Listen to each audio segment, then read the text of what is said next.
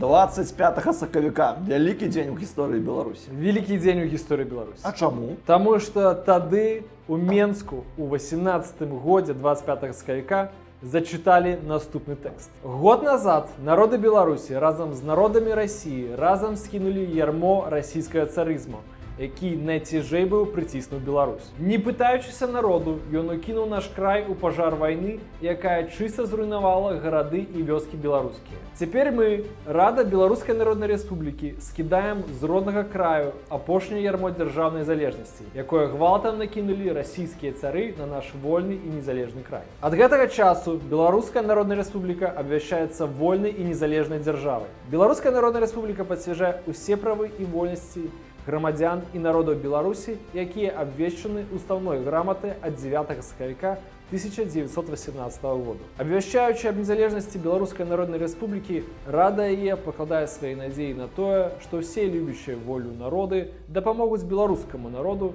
здзейсніць яго палітычна-дзяржаўныя ідэалы. Рада Беларускай Народнай Рэспублікі дана ў Менску беларускім 25 сакавіка 1918 года.